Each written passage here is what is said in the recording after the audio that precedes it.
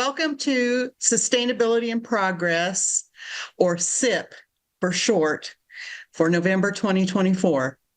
I'm Mary Barber. I'm the board co-chair of Peak Alliance for a Sustainable Future, and I'll talk about us in a few minutes. We're recording this meeting for an episode of the Peak Environment Podcast, which you can find on your favorite podcast app like Spotify or at studio809podcasts.com.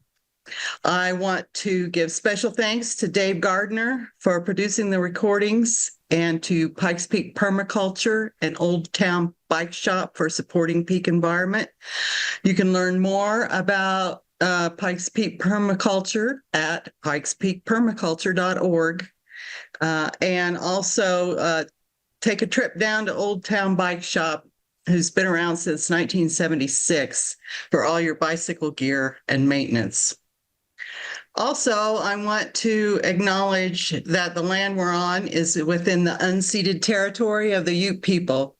The earliest documented peoples include the Apache, Arapaho, Comanche, and Cheyenne, and I encourage you to learn more about the legacy of these tribes and the traditional ecological knowledge that can inform our lives and jobs. Unfortunately, Conrad Schlarbaum couldn't be here today, but he is the other co-chair. Peak Alliance for a Sustainable Future is a 501c3 nonprofit. We strive to promote regional sustainability and to advance the regional sustainability plan called Looking to Our Future, Pikes Peak Region 23 or 2030. That was developed in 2012 by a fairly large group of folks, taken a couple of years to establish a sustainability framework for the Pikes Peak region. On the third Wednesday of each month, we host the monthly speaker series, Sustainability in Progress, to highlight efforts to advance the regional sustainability plan. The plan features stretch goals for 10 issue areas.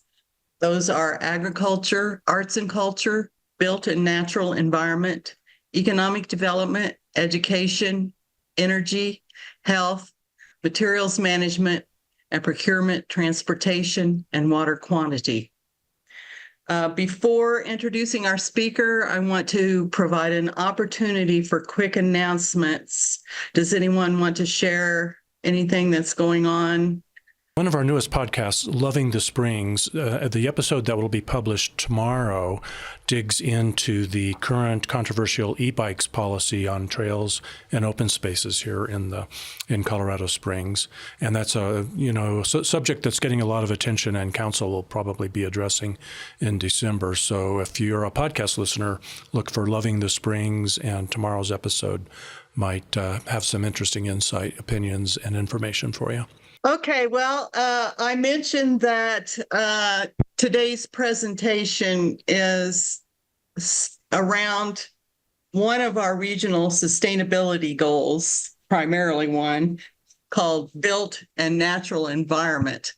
And one of the main objectives of that goal, which again was created and finalized in 2012, is that new construction, development, redevelopment will strive to achieve location efficiency, multiple forms of accessible transportation, diverse and affordable housing, resource-efficient buildings, access to parks, open space and trails, and a strong link between the built and natural environment. But it's also relevant to all the other goals, of which there are 10. And specifically, I would say economic development, energy, transportation, and water quantity. And so I'm looking forward to hearing John's presentation about this. So I'll introduce John and the topic. And so essentially the topic is concerning urban development and the built and natural environment.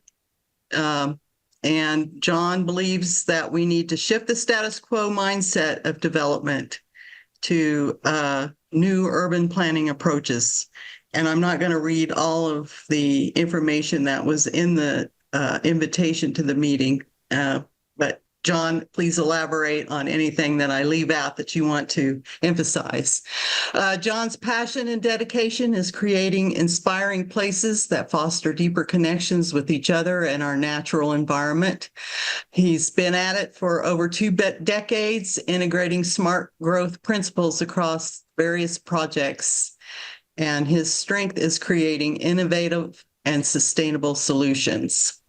He earned his landscape architecture degree from Kansas State University. He has a passion and vested interest in projects that enrich the Colorado Springs area, in which he and his family have lived for 20 years. His commitment extends to serving on multiple boards. He is an advocate of Urban Renewal Authority, co-chair of ULI Southern Colorado. He helped found the Colorado chapter of the Congress for the New Urbanism and Colorado Springs Urban Intervention. He's an accredited new urbanist, registered landscape architect, and lead accredited professional. I've known John for almost all of those 20 years that he's lived here. He worked with me at Fort Carson, where I was the sustainability manager for a bit of time. So I'm glad to have John talking to us about sustainable development. So if you have any questions, please put them in the chat or turn on your mic when there's an opportunity. You can raise your hand and I'll try to make sure that I address you. And again, let's hear it for John. Please take it from here, John. All right. Well, thank you, Mary. I don't know that I need to introduce myself any further. That was great. Thank you, Mary. When Mary asked me to do this, Mary's one of those people in this region that when she asked me to do something, I do it. There's not that many. So I put together this presentation. It's actually a mix of a couple of presentations. So we're going to go kind of fast. And I want to allow lots of time for discussion. I could touch on a lot of different things from the landscape side of this. Most of this is going to be regarding development in the region. So in 2014, so 10 years ago, I gave a presentation about this time of the year. And it had to do with Colorado Springs Urban Intervention. And just for a little bit of background, CSUI for short was started in 2012. And there were a bunch of designer types and non-designer types that were just really interested and fascinated with our city and saw some of the potential that we had. And we all kind of joined up together. I met a lot of really good friends during that, some that are now clients today. And in the process called Butter Block Pikes Peak, which we'll get into here. This presentation was a quick one for Ignite. And as it says, it's 50 ideas, and it was in 5 minutes. There's no way I'm doing it in 5 minutes again because it was tough. Anybody who was there saw how difficult that presentation was and how I kind of rammed a whole lot of things and then slides got lost and everything else. But I'm going to try to do it in 10. So I'm going to get right into it and move on to the next slide. So right before this, like maybe 2 weeks before this, you can see in here Joe Gabler, who was a council member at the time. Alan Beauchamp is in that image. And Andrea Barker and Audrey Day were all in this. And a lot of these names, obviously you all know Jill. She was a city councilwoman. Andrea Barker's been fantastic at HPNA. And Alan, everybody knows Alan. And Aubrey started Bread and Butter. But we were all invited up, and I think Jen Furta might have been taking the picture. Yeah, it says her name right there. So Furta was taking this picture. We went up to Denver to talk to B-Cycle in this slide. So there's no way this thing went in like 10 seconds. So it was like flying. And we met with them because we were like, you know what? Colorado Springs needs bike share. Why don't we have bike share here? So we went and met with, I don't think it was a CEO, but it was a local branch up in Denver for B-Cycle. And we talked them through with this. And so we took this picture because it says you can work for what you want or settle for what you have, right? And that was so fitting to Colorado Springs that we had to get a picture there. While we were there, we talked about bikes, of course, but we also talked about the whole city as a whole. And a lot of that kind of goes into this presentation. One of those ideas that's still out there, and you're going to see from this presentation, this is these initial slides here, there were a lot of things that we didn't have. Some of these things we still don't have. We need them. Bus rapid transit was one of them. Streetcar was one of them. And I think those things are still highly, highly needed. We need BRT or bus rapid transit to really connect from the south to the north, east to the west, and streetcar really for economic development. That's the real beauty of that. In this one, this was a great image by David Thorpe, the sketch that he had put together, I think, right around that same timeline. And the idea was downtown needs a streetcar line. Downtown had a streetcar line, Colorado and sort of OCC to Manitou. We need to bring that back. And so that's what this one was. We still need those back. You can see the depot in this image. So that depot is now where the Catalyst campus is, which is kind of fun. And so that's been redeveloped during that time. We also talked about commuter rail, and that discussion has been highly active to connect downtown Colorado Springs to Denver.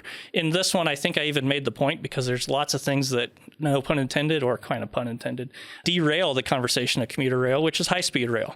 There was a high-speed rail discussion that's happened in that time that actually connected the east side of Colorado Springs to the east side of Denver. In my opinion, that might be wasted money, because you got to really talk about where people want to ride it. Who are your riders that are going to do this? And it's really connecting those downtowns. So it's Union Station to downtown. Hopefully someday that will still come. The slide at the top is actually kind of a fun one. We don't have a cycle track here yet. I mean, maybe we might. Coley can correct me. I think maybe there's some technically one over by Memorial Park, but there's not really this cool dedicated cycle track. So we talked about that at the time, and we actually did that on Better Block Pikes Peak for a little small version of it. The one on the right is actually one in Denver. There was one downtown on Pikes Peak Avenue that was kind of in, and it was okay. I think this image is fun because I actually just visited one on Monday. I was in Gunnison, and I saw one of our projects that we did 5 years ago that just recently got implemented that looks like the image at the top. Going on to the next slide, there's Alan again. It looks like from the B-Cycle trip. But it was, again, talking about those bike share programs. We weren't necessarily talking e-bikes at the time, although the e-bike piece of it is awesome for Colorado Springs, in particular connecting some of our areas of topography. You know, especially when we're talking about Manitou Springs, to connect, you know, the incline area by e-bike. That's a great option. But even downtown to Ivywild, there's some topography there that you know it if you're on a bike. Bike repair stations, again, bike share. And this is where Better Block Pikes Peak kind of took place. At the time, in 2012, Pikes Peak Avenue between Nevada, well, actually from Cascade all the way to Wasatch, was 4 lanes. And that kind of offended a few of us. We were like, why is this 4 lanes? This is such a small stretch. We don't need 4 lanes. Let's give this area back to the people. And so we did this intervention over a 24-hour period. It was on, let's see here, September 20th, I think, 2012. We did a 24-hour, it was a Friday through a Saturday. We took Pikes Peak Avenue over, worked with the city, and the city was phenomenal in this, from Nick Kittle, who was the public works director, to Ryan Tiefertiller, who's still there in the city planning department. So instrumental in getting this to happen, and Kathleen Krager at the time, and city council. So one of our biggest criticisms of this was, can you just leave it up and not take it down? And we would have loved to have, but we only had a temporary revocable permit that was a 24-hour deal that I signed that morning, by the way. Thank you, Ryan, when you watch this. Some of the other pieces, so that's one street. But what can we do with all of the other right-of-ways that we have in our city? Because we've got lots of wide right-of-way. And the point was, let's take advantage of it. Let's make use of some of that space. In South Korea, the top image is showing what happens when they took a highway. They took a highway, an entire highway. That's it on the left. And then the one where the people are crossing the river, that's what it became. So they returned it to the ecology, they returned it to the people, and got rid of the car sewer that it is. We have so many of those car sewers here in Colorado Springs. What could we do with those? And I think I showed Academy Boulevard and then intercurrent relevant highways. So pick a winner. There's lots of them. We talked about alley arts and what could you do with the alleys in our city? And this is before this. HBA put these great illustrations together, including this one. And some of that has happened and it's been awesome. And what can we do with the next one, Colburn Street? Sorry, I always call it Avenue for some reason. That's the little thing in Old Carter City. Sarah Voss has taken that and strung lights across it and really started to activate it and made it this great place that, especially if you go there in a snowy evening this winter, it is just magical to go and walk in that space. Jives Coffee is right there that kind of interfaces and gauges it. Pueblo Avenue. This is one that has a little bit of work, hasn't really had a lot to do with happen. I had some big dreams on this thing. Actually, at the time, what my big thought was on this one was Colorado Springs does not have a convention center, right? And that's one of the big criticisms that we get as a city is, why are you a city that's so big, but you don't have a convention center? And there's lots of variables that go into that. But the conversation and thought was, what if we just made the entire Pueblo Avenue piece? And it was multiple buildings. So it's not your conventional convention center where it's one building. It's lots of different spaces that you could have these rooms in these places. And so that was kind of the thought. Let's make a big outdoor room out of it and make it a cool place. This one's fun too. Drake Power Plant, now gone, right? Lots of people rejoiced and are excited about that. The pollution from that, not the visible stuff, most of that's water vapor, but we talked about how do we go and reuse it at the time? Use that waste heat. How do we do district heating with it instead of just evaporating it into the air? Take that warm, hot water that we otherwise just evaporate through the chillers and run it through the streets as district heating for the space to heat buildings. That was that conversation. Now it's gone, and hopefully someday it'll become a wonderful space again. Going into that, I think I threw the water park. What if we had a cool water park that used some of that waste heat? What if we used some of our open spaces and park spaces for some disc golf? And what if we actually had a legacy loop that connected? By the way, that's getting so much closer to being connected today. And a lot of that, actually, I'll show a slide here in a minute after this slide, because Lincoln Center happened after that. They've recently made that connection in that area. Concrete Couch and Concrete Coyote has happened since then. They were on your last one, right? So there's lots of these cool pieces that want to go and bring all these things together, and that's exciting for me. Okay, I'll slow down. I started getting going. If you watch that back, you can actually watch it on YouTube. I was flying through this thing, and right about now I was like, and there's slides missing. I don't know where the images went, but so that all happened. With the Greenway Fund, what if we activated the creek, right? That discussion's been going on. There's lots of people who are championing these things and really running with them and helping our city become a better place. We were wading in the water over here. I think afterwards I'll mention Ryan T. Fertiller again. He told me, you better go, hope you took a shower after you got done wading in the water there that day. And you're right, I did need to do that. But it was fun. Well, why can't we use these spaces? If there's pollution issues, let's clean them up. Let's just not make excuses and let's just do it. Here are some crazy ideas. What if we had a ski lift? I mean, this obviously is a ski lift not in downtown in Colorado Springs, but this is at the zoo. But what if we had a ski lift that made some use of things? A year and a half ago, I visited Telluride. So fun to visit different towns via ski lift. How do we go and capture some of these things, but also tap into some of the brand that we are here in Colorado, because we do have so many tourists that come here. What if we sent a ski lift up to the top of Pikes Peak and let people mountain bike down? That's fun. That's kind of cool. Maybe not the whole thing because it's a long ways, but what if they skied down? What if we had just sledding hills? Some things like that to really tap into some of that. Top left image, again, is a fun one. And actually, I was just reminded of this recently by my Facebook timeline.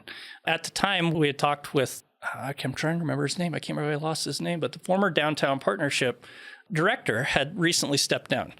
And Hannah Parsons, coincidentally enough, had stepped in as the interim director at the time. And Hannah was a big part of our urban intervention group. And she said, hey, I really want to test out an ice skating rink. We need an ice skating rink in Acacia. We were like, yes, we do. And Nick Kittle was there on ice skates in Crisco. I understand he's actually giving a presentation here in town somewhere else right now. But we were out there ice skating. I'm a terrible ice skater, so I was really just hugging the rails while my kids did it. But why can't we use these spaces? The image on the bottom one are some concept sketches that we did for Bancroft Park in Old Colorado City. And why can't we use some of these parks? The city has taken on some of these parks. They've redone Bancroft Park. They've redone Acacia Park since then. They've made the Antlers Park, that's one on the lower right, into kind of a dog park and re-engage the space. So all those things are very exciting to see.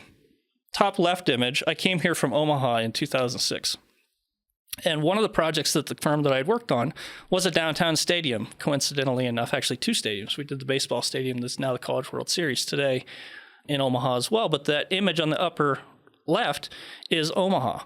It's a high school stadium. What if we had this for the City for Champions movement? Again, that's all happened. But for City for Champions at the time, what if we had a high school game of the week at a future baseball field or field that happened there? really engage the population. By the way, go Switchbacks. They're going to win the championship this Saturday. So if you all haven't bought tickets and are planning to go to that, it's going to be a great fun experience. Super excited for them. They've come a long ways this year. So has Colorado College in their hockey City for Champions note. What if we had a museum? Now we have a museum. We have an Olympic museum. I think this one was a children's museum that we had talked about for several years.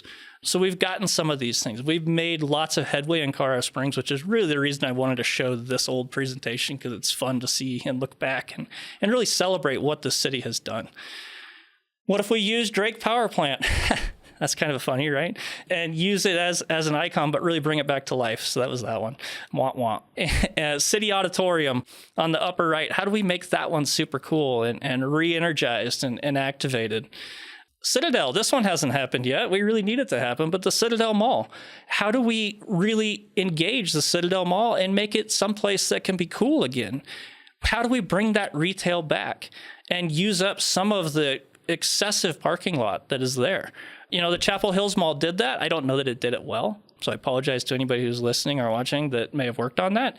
That they used the space. They added multifamily to it. It could have been much more integrated and much more cool and much more dense and lively, but, you know, it got a baby step there. What if we use some of our golf courses and fairways?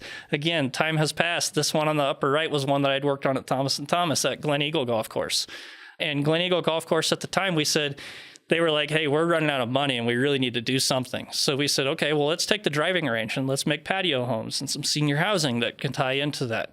The whole golf course has since closed. It's become a nicer environmental place, but there's no golf course left. What if we use some of these concrete clover leaves and farmed them or just made use of the space? I'm not saying let's put people to live in these areas, but let's make use of the space. In a lot of instances, we just put bluegrass, and this is my landscape architect hat, right? And that just requires maintenance, it requires mowing, it requires irrigation, it requires fertilizer, it requires all this stuff that's not good for our communities.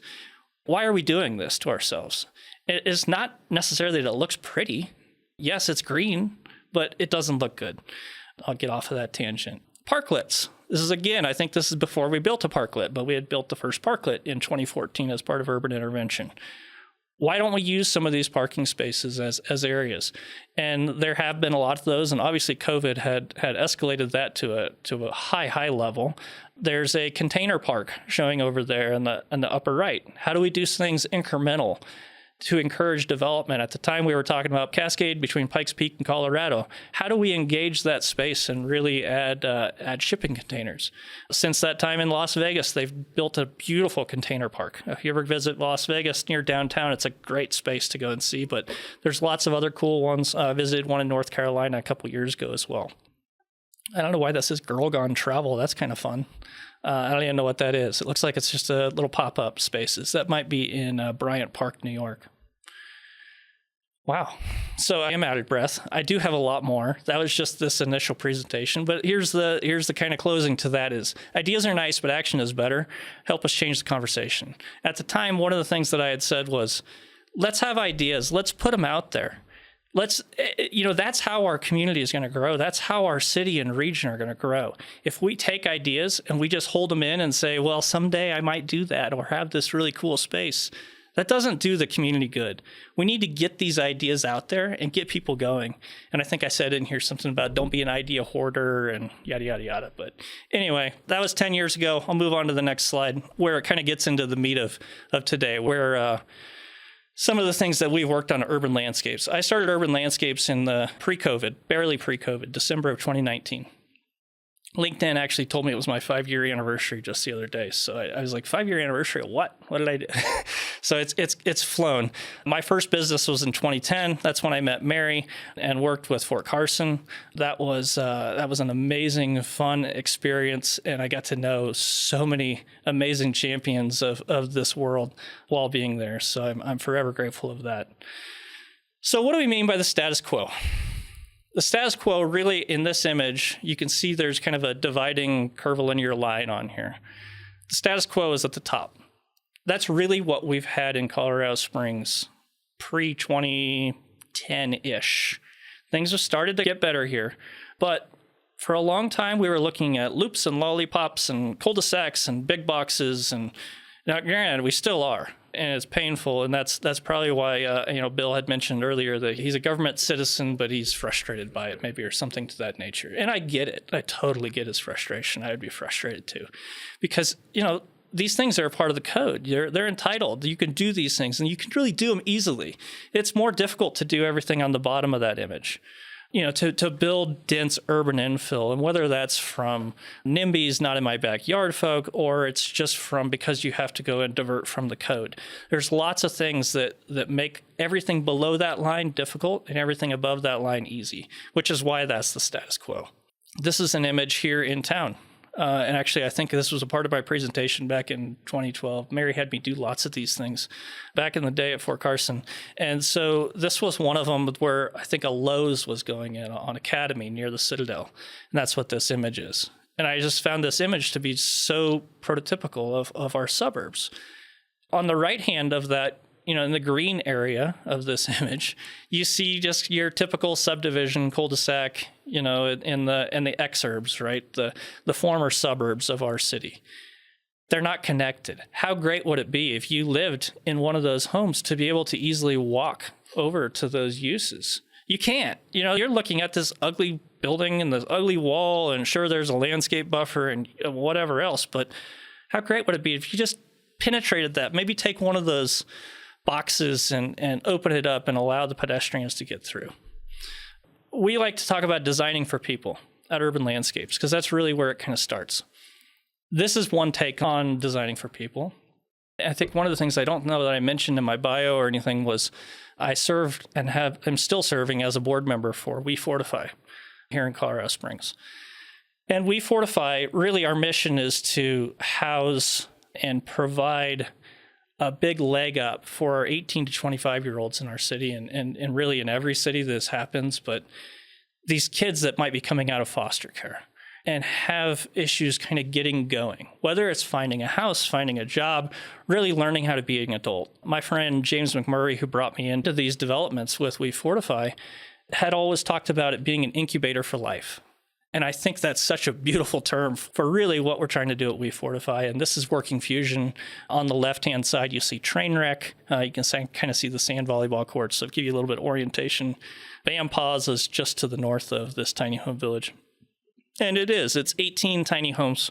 We have 18 residents between the ages of 18 and 25, where we provide their support needs. They pay rent, so they're learning how to be an adult and learning how to manage money. And then we help them try to find jobs and really kind of get them going in with their life. This space became a very, very beautiful space. It's very loved, not only by the residents, by the volunteers that have put stuff into it.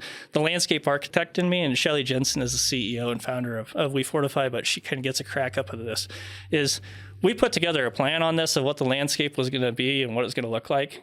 And then our volunteers really just went guerrilla on it. So they almost urban interventioned us, which was really kind of fun because you could see it's so beautiful. They added all of this love and life to the space with it. I mean, the main part of the development is still there in place, but it's kind of as we're planning our future ones, which goes into the next slide. This is our next one, Prospect Village, which we're working with the city on right now in active applications and the neighborhood meeting coming up here soon. Prospect Village is, again, it's 18 homes, 18 tiny homes. This one is going to be north of Fillmore, so north of downtown, yet still within 2 blocks of Fillmore Avenue. So these kids can get to transit easy. They can get to places of work and things like that. Now, it's not our idea to get them a job at Pizza Hut. That's not our goal. Some of them have jobs at Pizza Hut or Walmarts or wherever else, right? But our goal is to get them a good living wage job and really get them going. And we've been fortunate enough in the time of Working Fusion on the other one, this one, that we've actually had 30 people have gone through Working Fusion and have lived there. And we've had, I think, 6 graduates to date. And what we mean by graduates are those things. They've gotten their life together, they've gotten their living wage job, and they've really learned how to kind of be that adult. And many of them come back, and there's a real camaraderie that goes with that. Our next one that goes along with that, also with We Fortify, this is one that gets all the press, including some very, very big national press coming up here soon, as we get a foundation in the ground. This one's called Wendy's Village. This is our teacher village. And our teacher village is in the Spring Creek neighborhood at Mountain Vista Community School. We're very excited about this one. It's 40 homes, and so we'll build it up. We're building these homes by modular, bring them on site, and get them going and rent them out to teachers in the school district too. It's a partnership with Harrison School District too, and they've been a huge champion for this project, and very likely a future one here coming very soon. Also on the places for people, affordable housing. This one was a great one because this was, I don't know how many of you all know Pastor Ben, but Pastor Ben was the pastor of the Solid Rock Christian Church in Southeast Colorado Springs, actually near the Spring Creek neighborhood as well. And Pastor Ben came to a couple people. Actually, David Thorpe is the one who made me the introduction on this one, who you saw the streetcar illustration of earlier. So David had done some quick sketches, and Pastor Ben said, "Hey, David, we've got almost 5 acres of land for our church. And most of it we mow and we maintain, and we don't really do a whole lot with it. And what we really need in this community," and Pastor Ben recognized this 6 years ago probably, is what we really need is affordable housing. We've got a congregation that can't afford to live here in Colorado Springs. And so he said, we're going to take our land and we're going to develop it. And so we partnered with an affordable housing developer through Chaffa, and this is what has come to place. We had the ribbon cutting, I think, in September for this one. So that one's been a big success and a big fun part of it, of what we do. There's also the design for profit. As Mary remembers, and probably ingrained into my head, in order for something to really be sustainable, we need to hit people, planet, and profit. And all 3 of them need to be hit. And if we're not hitting them, something is failing. And so this is designing for profit. This is fun. I actually had coffee with the developer of this one, but in Lincoln Center, I think it was 2016, we did the Lincoln Center project. At the time, it was going to be a place that the developer had already had a lease ready to go with Penrose Hospital. And they said, hey, we want to use this space for document storage. And so John Rogers is his name, called me up and he said, hey, can you do a rezone for document storage? And I was for a school. And I was like, I don't know, John. Have you been to Ivywild? Like the school is really cool. And I think there's a lot of potential. I don't know. And ultimately, through neighborhood meetings, which Bill can appreciate this, and Sam too, we had our neighborhood meeting and we probably had 90 to 100 people show up. Not literal pitchforks, but they were ready to kill us because we were going to bring document storage to this. And so what we did is we talked it through with them and said, hey, we're going to do a rezone, we're going to do PUD, plan unit development, and we're going to allow for document storage, but we want to allow for a lot of other uses. They were like, no, this is terrible, it's a bad idea. Last slide I put up there and I said, okay, last image, and I don't know that there's a market for this, and I don't know that there's a potential for this, but how many of you are aware of Ivywild School? Ivywild School had recently opened, and obviously it's a beautiful place. It is a place for people. And I said, now again, what we want to do is we want to allow for things like a coffee shop and a brewery and all these different elements that could go into Lincoln, but we don't know that's going to happen. How many of you would be in favor? And everybody in the room but one raised their hand and said, I'm in. I am so excited about this. And so away we ran, and the next day the press got a hold of it in a very positive way. And then my client, John Rogers' phone was ringing off the hook. He was getting calls from Denver, breweries, coffee shops, et cetera, saying, I hear you're going to do this. We want to be your brewer. We want to be your roaster. None of those actually were the ones that actually came through and did it in the end. But we ended up having this great space with some awesome tenants that were there, including my office was there for a while too. This image, going back to that one, Lincoln School, next to it is, and we considered Lincoln School to really be the pebble in the pond through our process with the city and city council and planning commission. This one is called, what did they just recently call it? Clover on Cascade. We called it something Concord because that was the address. But it's called Clover on Cascades, Darcy and Clausen development. It's recently been constructed.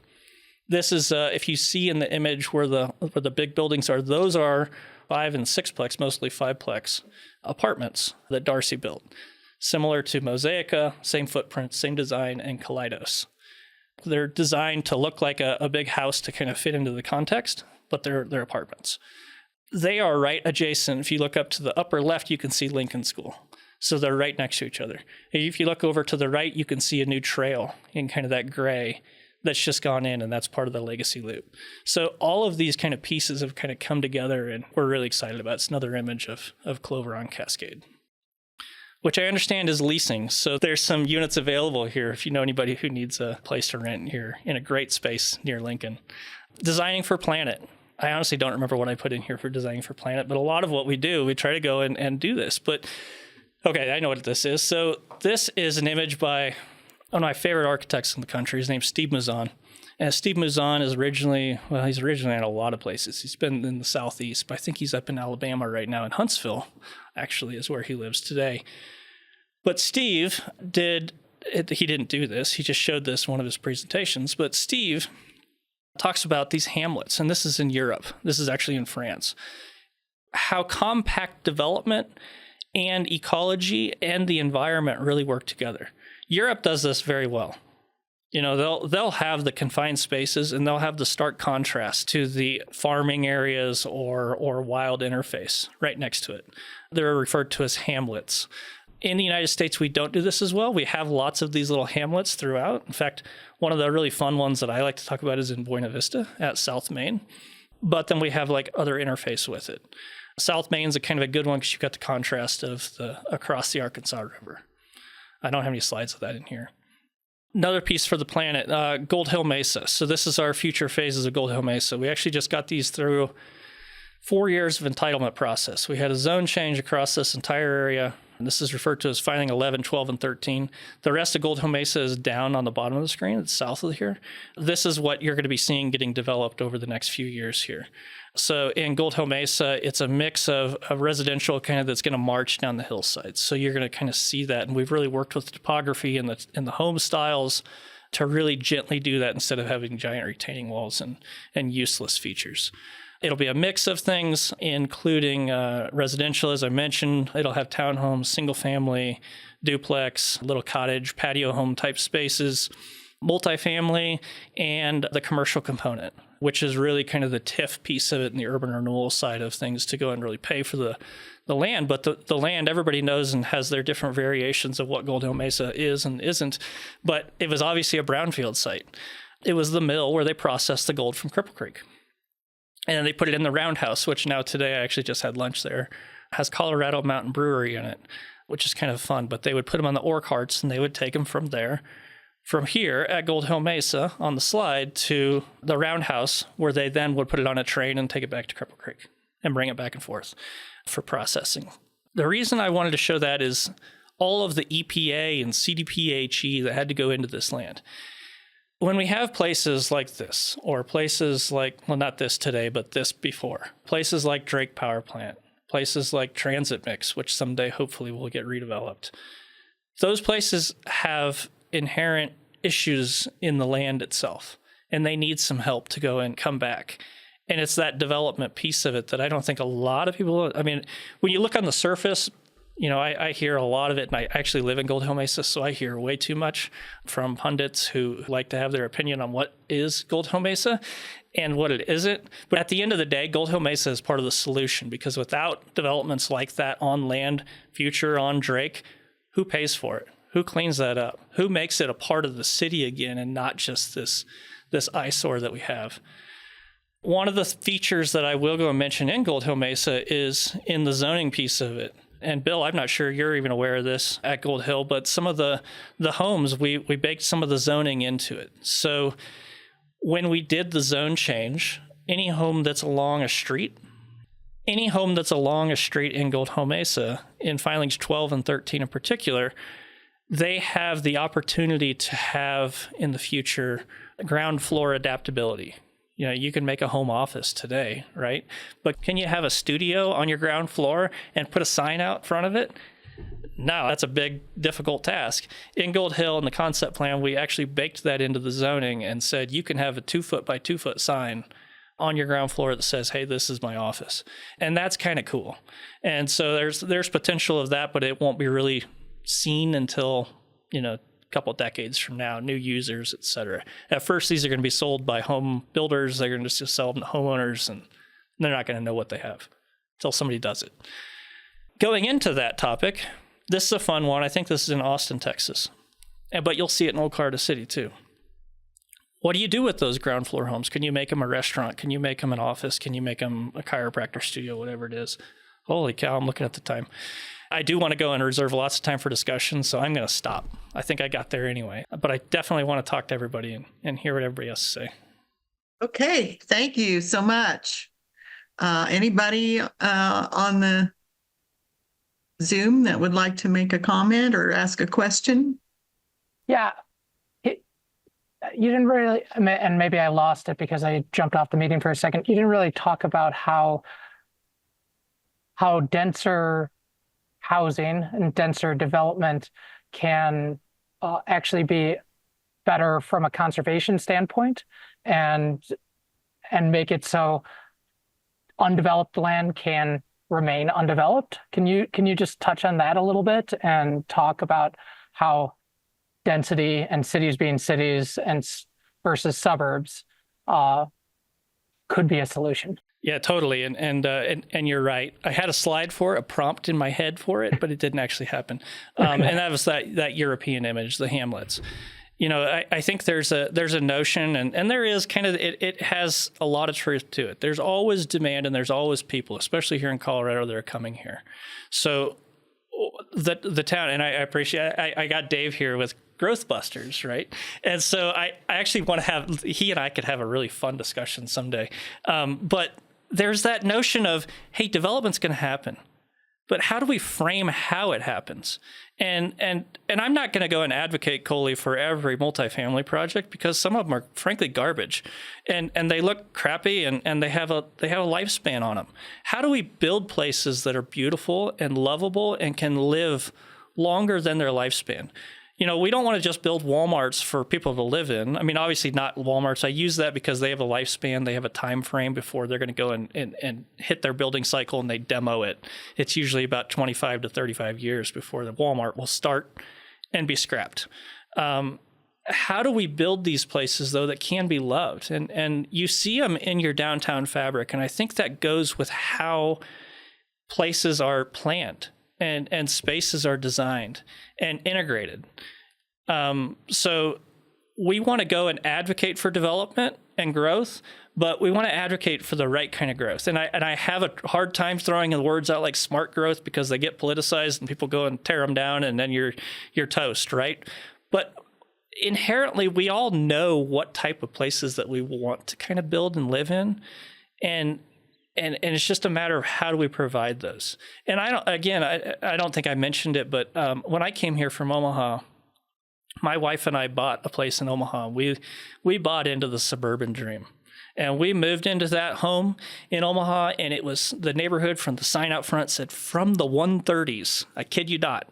From the 130s. Somebody put some balloons up there. What is that? That was crazy. Did you guys see that? Was I just hallucinating? It said Must be from about the time to end the meeting. it was how I did my hands, right? So it was from the 130s, but I go back and I visit it today, and it's just this depressing neighborhood with every home is the same, with the same tree in the same spot. That's not building something that'll last. That's just building something that's going to be there for 30 years and toast. I don't know if I answered it, but thanks for the prompt anyway. No, yeah, thanks. I'd like to make a quick comment. Yeah, we may not see eye to eye 100% on the inevitability and the desirability of growth, but other than that, John Olson for mayor or head of city planning. I'm not going to do it. And thank you, Mary, for inviting him to make this presentation. Really good stuff. Yeah. Sam, did you have a question?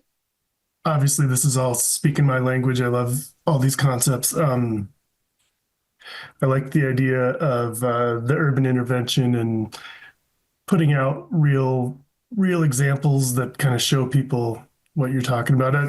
That's what I did over the last couple of years. I'd been telling people, oh, you should do accessory dwelling units, And you did it. And so then we built one in our backyard over the last couple of years, and it's been a great example. We actually have a neighbor down the street who wanted one, so I helped them design one, and so we're kind of going to fill up our alley, hopefully, with a little village, which would be cool. I wonder, it seems like it's been maybe a decade since those last got a round of inspiration images went public. I was wondering if it's time to reassess and do another kind of speculative sketching exercise on some other areas of town and see if we can get, build on the momentum that we've had, but really hone in on some more quality characteristics that we're looking for. They did, and this was probably and I don't think I showed any images of it. I was at Thomas & Thomas at the time, so I think it was 2009. My office was like a half block from here. And they did a thing in the city called Dream Cities. And that project was just engaging. And the reason that I think that it functioned really well and did really well is that it occurred during the recession. And I know while I was at Thomas & Thomas, while we were doing that, I was on pay cuts, as was a lot of the design communities. So we were like just spinning, like wanting to do cool stuff, but there was no clients to do it, right? So this Dream Cities element was really cool to go and do. And our project that we did as Thomas & Thomas was one down at the Mission Trace Shopping Center in Southeast Colorado Springs. But it was like a prototype of like, how do you take this old mall and like bring it back to life? And it's really that North Academy Lowe's kind of piece of like, how do you bust it open, add uses, pop the top, go multifamily on top of some of these buildings that are still structurally fine, and really re-engage this space and connect it to transit and yada, yada, yada. But one of the things, Sam, I'm glad you brought that up, because I would love somebody to go and bring that Dream Cities place and really engage the design community again. Because one of the really fun projects that came out of that was, I think it was RTA Architects had said, what if we took an elementary school and made it a really cool space and redeveloped it? That was where Ivy Wild School was first kind of conceived and talked about, was by RTA Architects back in 2008. And so that really kind of took its shape, and those kind of places. And that kind of gets into that don't be an idea hoarder kind of thing. Like, get them out there. How do we get everybody's ideas? I want my competitors in this city to really elevate their game too, and become really good designers and bring our city up. I think a lot of people think of things like as competition, but the better the design and the community, the better our whole ecosystem is, the better our community is going to be. And we're getting there. It's just a little bit slower in Colorado Springs than it is elsewhere. I have a quick question, John. Could you talk a little bit about the stormwater management and low impact development that you do on your sites, such as Gold Hill Mesa? You're right there by Fountain Creek. What kind of things do you have lined up for that?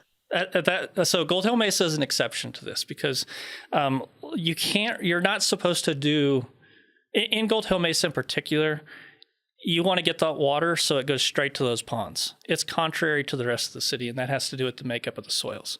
So I'll take Gold Hill Mesa out of the equation, and I'll talk about one that we did down in Pueblo that's always been a fun one for me. In downtown Pueblo at the Justice Center of all places. We designed that space, and we put curb cuts in where the trees are. We did underground detention. We also did it at the village at Solid Rock, one of the images. So that also has underground detention.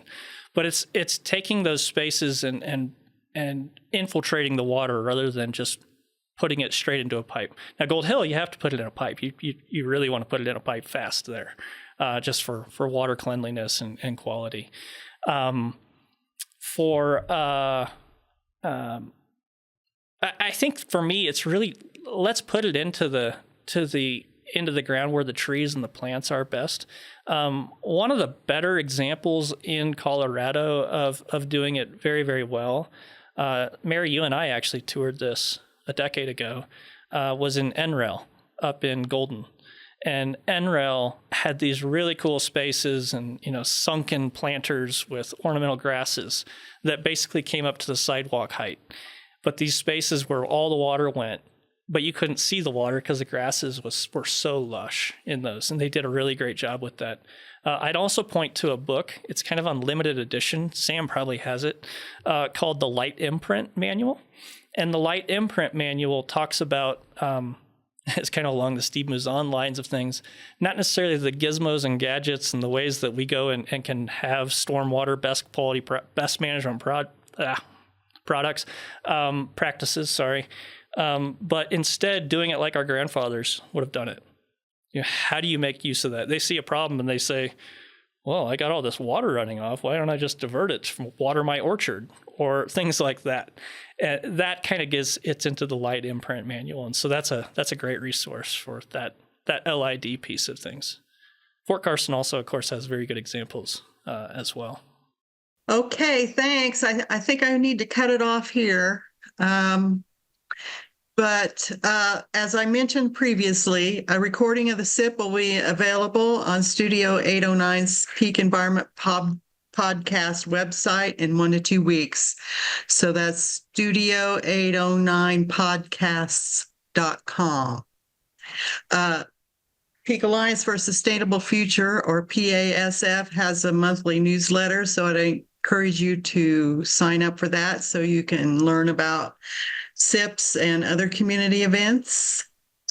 You can participate in our Facebook group, Sustainable and Resilient Pikes Peak Region, to stay informed about what's going on and share your efforts and opportunities. If there are friends or colleagues you'd like to hear this presentation, don't forget this will be available within a week or two as the next episode of the Peak Environment Podcast. We thank Studio 809 Podcast for making this happen. And on behalf of Peak Alliance for a Sustainable Future, thank you for joining us. I did put a few links in the chat that may be of interest to you. And to let you know, we will not be having a SIP in December, so happy holidays. But kind of following on with John's presentation, we hope to have Chris Lieber give us a presentation on the Colorado Springs Creekside Plan. So that has to do with making Fountain Creek an amenity through Colorado Springs. So thank you all again. Happy holidays, and we'll see you next year.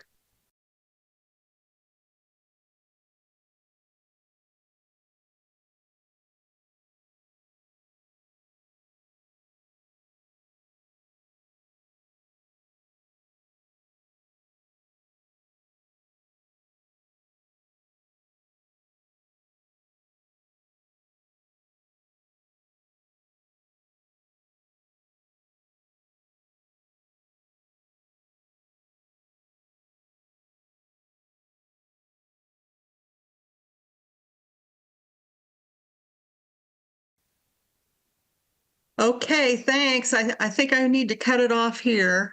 But as I mentioned previously, a recording of the SIP will be available on Studio 809's Peak Environment Podcast website in 1 to 2 weeks.